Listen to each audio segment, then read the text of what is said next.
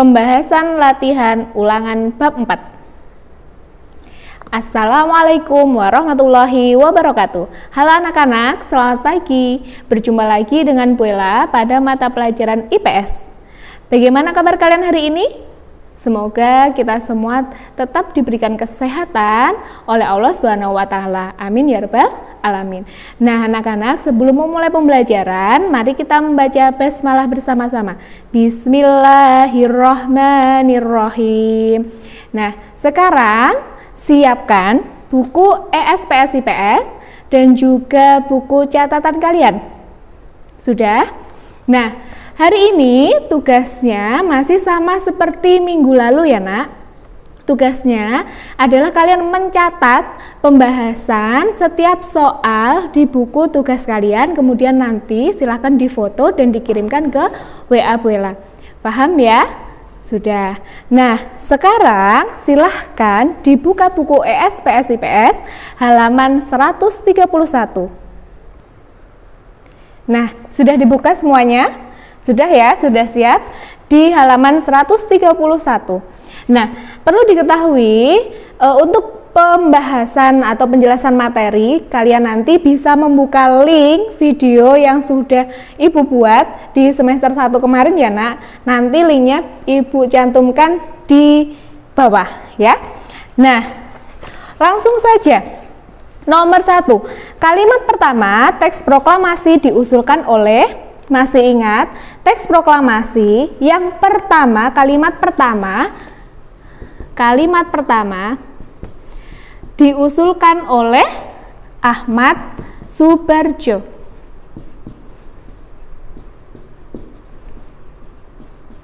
Nah, kemudian yang kalimat kedua, siapa yang mengusulkan? Kalimat yang kedua yang mengusulkan adalah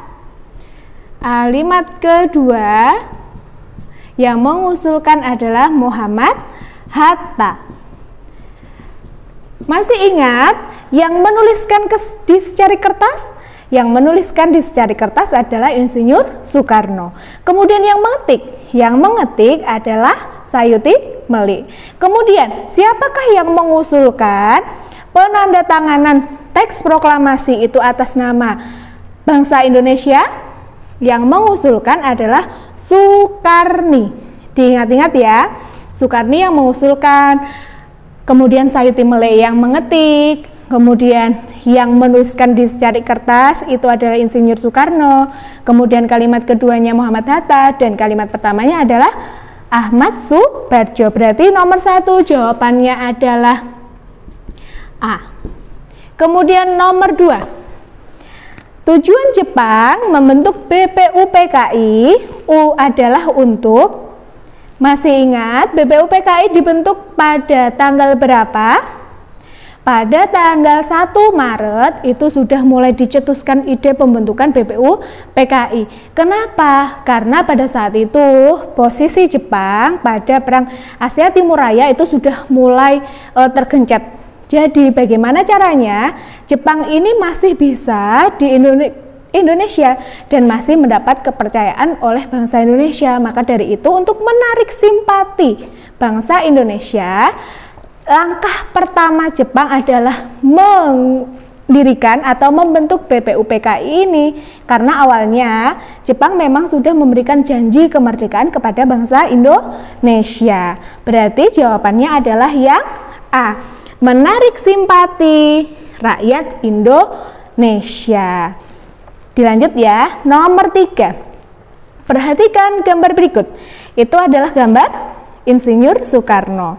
Salah satu unsur dasar negara yang diajukan oleh tokoh di atas adalah, masih ingat pada sidang pertama BPUPKI yang dilakukan pada tanggal 29 Mei sampai 1 Juni atau selama 3 hari itu dilakukan oleh 3 tokoh.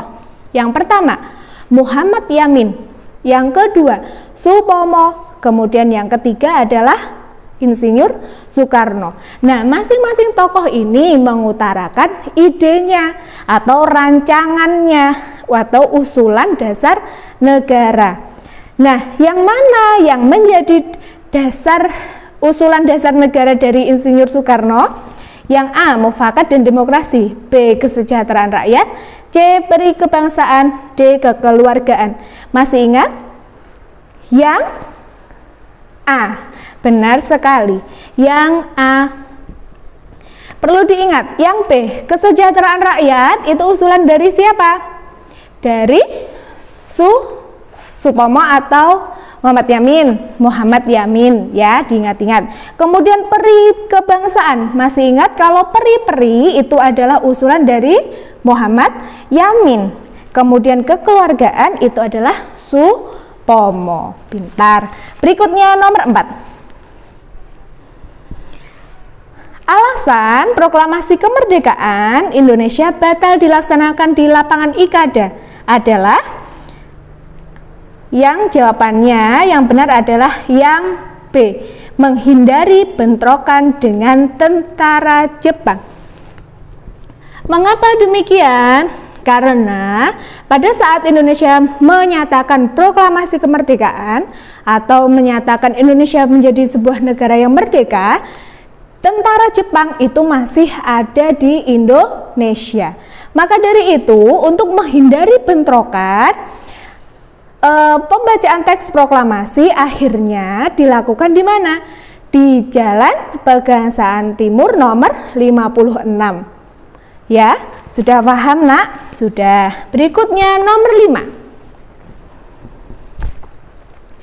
Proklamasi kemerdekaan memiliki makna penting bagi bangsa Indonesia, yaitu yang jawabannya adalah yang C. Berhak untuk mengatur pemerintahan negaranya sendiri. C. Nanti untuk makna proklamasi kemerdekaan kalian juga bisa mencari di video yang sudah Ibu buat, ya. Sudah ada. Salah satunya adalah berhak untuk mengatur pemerintahan negaranya sendiri tanpa ada campur tangan negara lain. Ya, berikutnya nomor 6. Nomor 6, perjanjian antara Indonesia dan Belanda pasca terjadinya agresi militer 1 adalah, nah, ini sudah Ibu jelaskan di video yang kemarin waktu semester 1.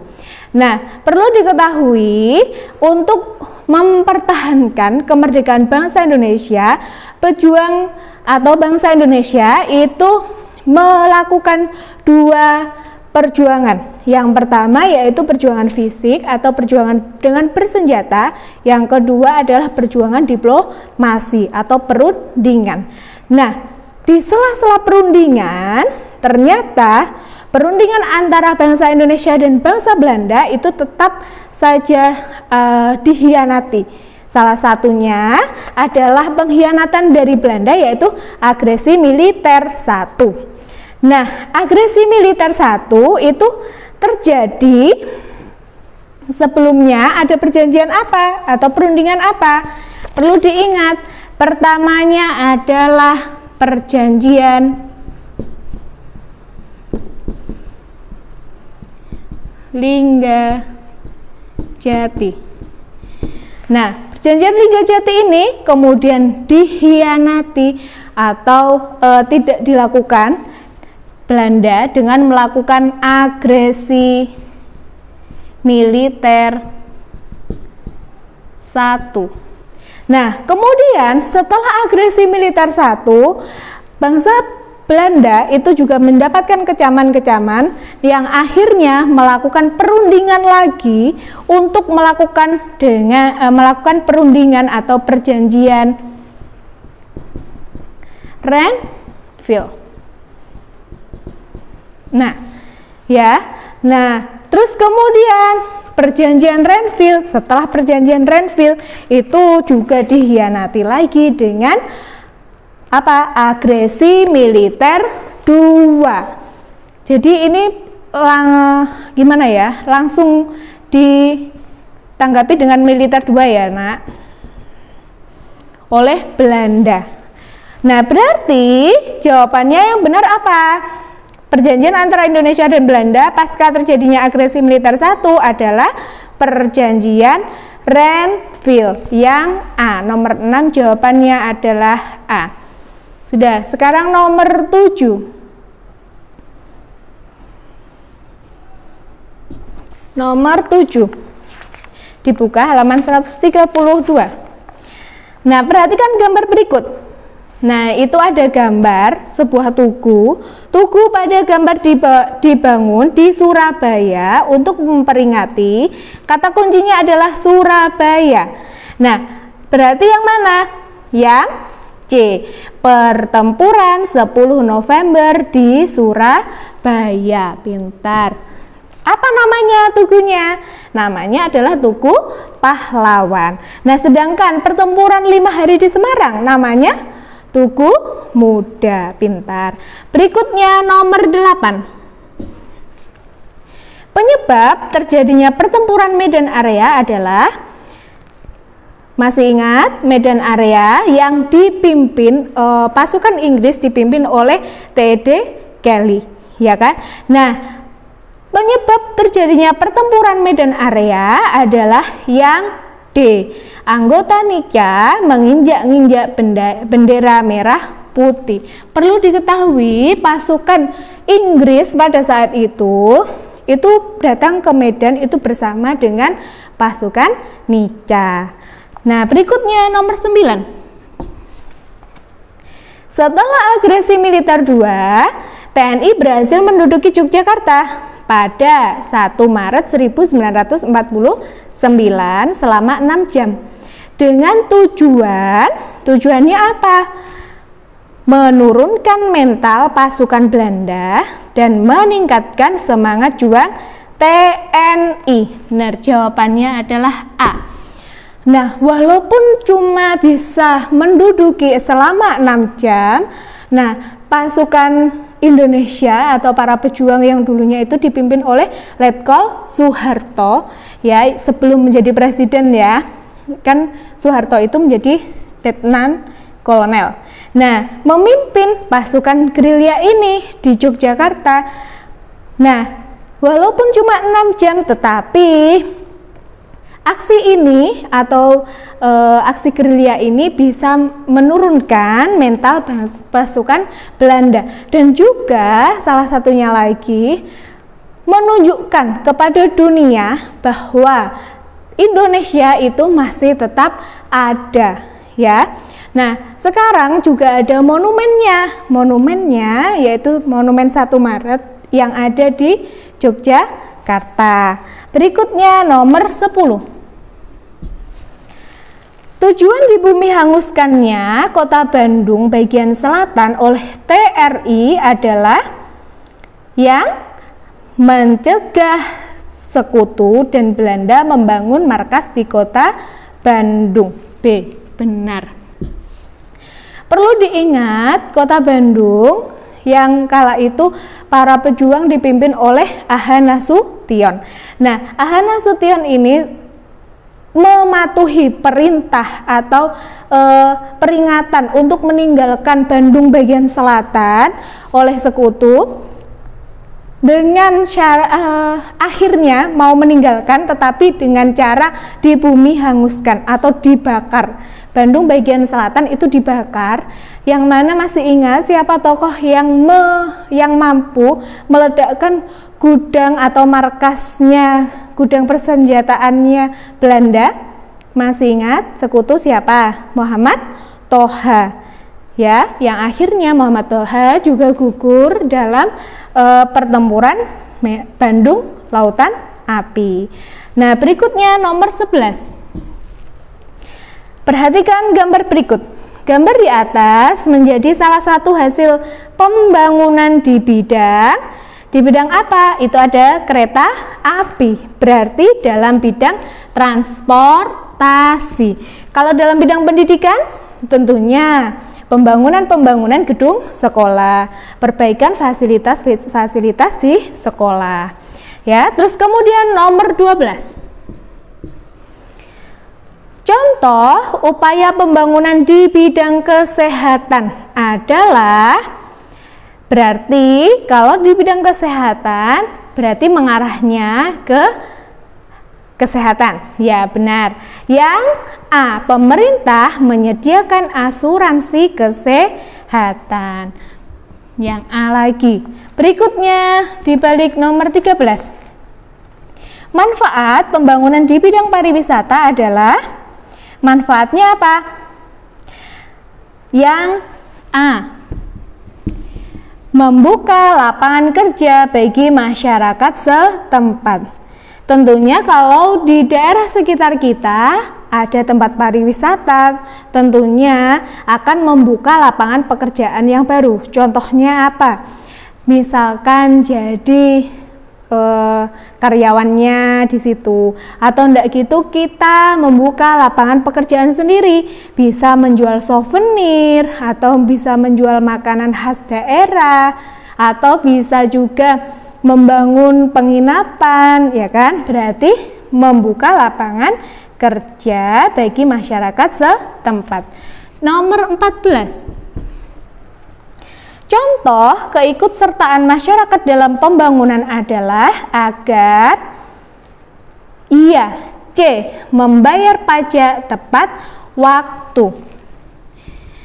Nah, kalau misalkan masyarakat ikut merasa memiliki, maka masyarakat itu dengan mudah atau dengan sukarela mau membayar pajak, ya kan? Membayar pajak sesuai dengan seharusnya dan tepat waktu. Sekarang yang terakhir, nomor 15. Pemerintah membuat undang-undang tentang komunikasi agar apa? Tentunya B, agar masyarakat menggunakan internet dengan baik dan benar. Yang B. Sudah paham? Sudah ya, Nak? Nah, pembahasan dari nomor 1 sampai nomor 15, apabila ada yang kurang paham, boleh ditanyakan langsung ke Wela. Ingat, tugasnya seperti minggu lalu, kalian silahkan menuliskan pembahasan atau penjelasan dari setiap nomornya. Boleh ditambahkan sendiri dari membaca buku ataupun dari internet, ya. Nah, Ibu rasa sudah cukup untuk materi kita pada pagi hari ini. Semoga bermanfaat. Bella minta maaf apabila ada salah kata. Mari kita membaca hamdalah bersama-sama dulu. Alhamdulillahirabbil alamin. Cukup sekian, akhirul kalam. Wassalamualaikum warahmatullahi wabarakatuh.